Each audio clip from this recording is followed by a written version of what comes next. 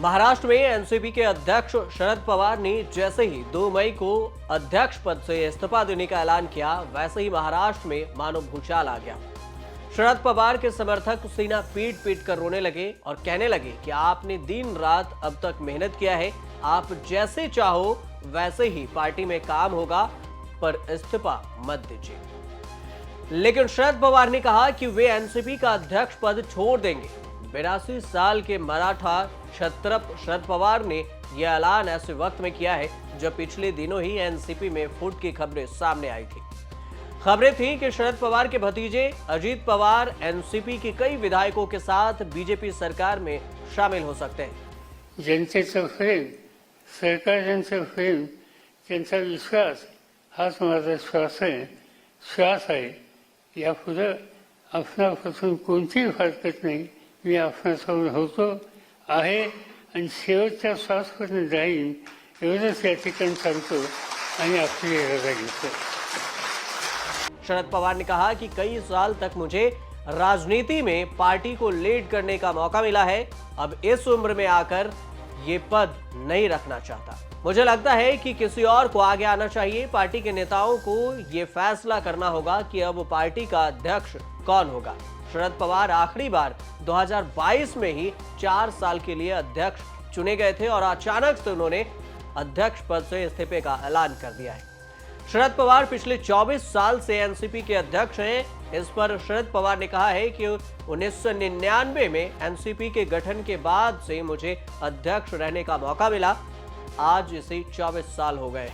पवार ने यह भी कहा कि 1 मई 1960 से शुरू हुई सार्वजनिक जीवन की यात्रा पिछले 63 सालों से बेरोक टोक जारी थी। इस दौरान मैंने महाराष्ट्र और देश में अलग अलग भूमिकाओं में सेवा की है। पवार ने आगे कहा कि मेरा राज्यसभा कार्यकाल 3 साल का बचा है। इस दौरान मैं कोई पद न लेते हुए महाराष्ट्र और देश से जुड़े मुद्दों पर ध्यान केंद्रित करूंगा। तुमच्याशी काही दूर गेले नाही, जाणारही नाही। फक्त थोडं त्यांना मी विनंती करतो की त्यांनी फेरविचार करावा। त्यांनी त्यांच्या जे काही इथे आता सूचना त्यांनी केली आहे त्याला वापस घ्यावा, मागे घ्यावा आणि आपल्या सगळ्यांच्या भावनाचा आदर करून या पक्षाची म्हणजे जरूरत सुद्धा आहे। या देशाला, महाराष्ट्राला जरूरत आहे की शरद पवारांचा नेतृत्व आपल्याला लाभलं पाहिजे। लेकिन शरद पवार ने जैसे ही पद छोड़ने का ऐलान किया, कार्यक्रम में मौजूद कार्यकर्ताओं ने नारेबाजी शुरू कर दी। कार्यकर्ताओं ने शरद पवार से ही पद न छोड़ने की अपील की। कार्यकर्ता शरद पवार के फैसला बदलने की अपील करते हुए दिखे। इस दौरान पवार के कुछ समर्थक और कार्यकर्ता रोते हुए भी नजर आए। लेकिन इस सबके बीच में एक सवाल है कि शरद पवार के बाद एनसीपी का अध्यक्ष आखिर बनेगा तो कौन? शरद पवार के बाद कौन संभालेगा सियासी ताज? बेटी सुप्रिया सुले या भतीजे अजित पवार?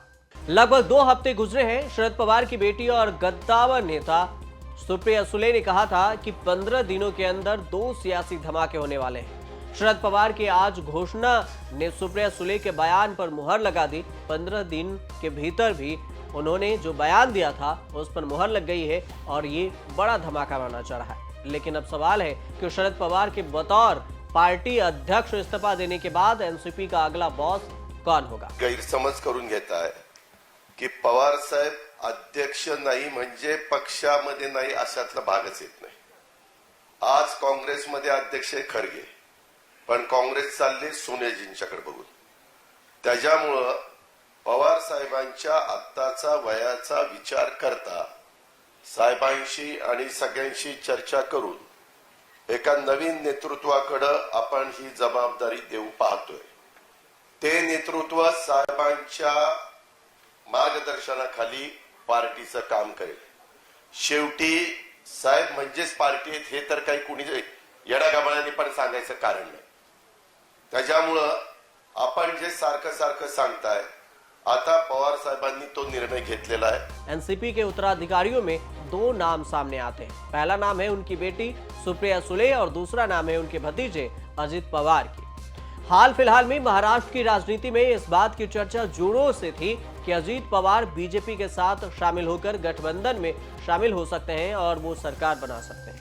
अजीत पवार 2019 में एक अभूतपूर्व राजनीतिक घटनाक्रम में देवेंद्र फडणवीस के साथ मिलकर सरकार में शामिल हो चुके थे। एनसीपी के नेता अजीत पवार के इस मूव पर असमंजस में है और वे कुछ नहीं कर पा रहे हैं। हालांकि अजीत पवार ने इस अटकलों को खारिज कर दिया था और कहा था कि वह जीवित रहने तक अपनी पार्टी के काम करेंगे, संभालेंगे। हालांकि अजीत पवार ने महज कुछ ही दिन पहले अपनी राजनीतिक महत्वाकांक्षा जाहिर करते हुए कहा था कि वे 100% महाराष्ट्र के सीएम बनना चाहते हैं। अजीत पवार के इसी बयान को आला कमान को संदेश समझा दिया गया और शायद समझ में आ गया। अगर एनसीपी विधायकों की बात की जाए तो कई विधायक अजीत पवार के फैसले से सहमत दिखते हैं, लेकिन एनसीपी के अंदर उन्हें कितनी स्वीकार्यता मिलती है ये देखने वाली बात होगी। शरद पवार की बेटी तो है ही, एनसीपी कैडर में वे पार्टी के सहज उत्तराधिकारी भी मानी जाती है। लेकिन बाला साहब ठाकरे के नक्शे कदम पर भी शरद पवार चलते दिखे हैं। अगर महाराष्ट्र की राजनीति की बात की जाए तो शिवसेना के पूर्व चीफ बाला साहब ठाकरे भी ऐसे मौके पर 2 बार पार्टी अध्यक्ष के पद से इस्तीफे देने की घोषणा की थी, जब उन्हें लगा था कि पार्टी में उनकी सुनी नहीं जा रही। बाला साहब उस कदम के बाद पार्टी के अंदर फिर से मजबूत होकर उभरे थे।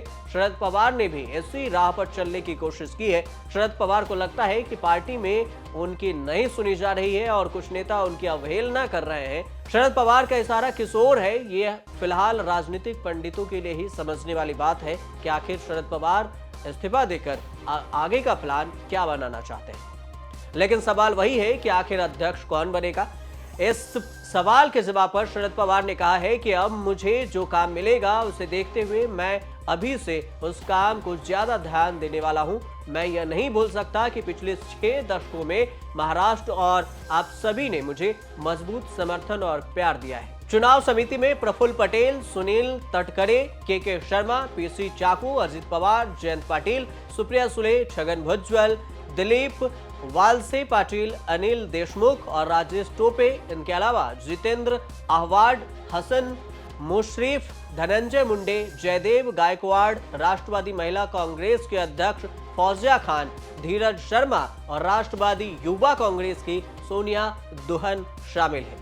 अब इन्हीं सबको मिलकर तय करना होगा कि आखिर एनसीपी का अध्यक्ष कौन होगा। हालांकि शरद पवार के ऐलान के बाद अजीत पवार ने कहा कि हम परिवार के लोग और पार्टी के नेता के साथ मिलकर बैठक करेंगे। पार्टी के कार्यकर्ताओं के भावनाओं को ध्यान में रखते हुए फैसला लिया जाएगा।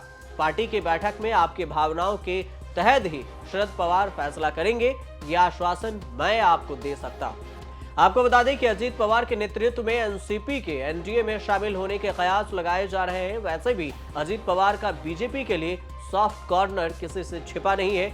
वे साल 2019 विधानसभा चुनाव में एनसीपी की पार्टी लाइन से अलग जाकर फडणवीस के साथ सरकार बना चुके हैं। हालांकि शरद पवार के दबाव के बाद अजीत पवार को वापस लौटना पड़ा था। 72 घंटे में ही उन्होंने डिप्टी सीएम पद से इस्तीफा भी दे दिया था। आप देखते रहिए न्यूज़ तक।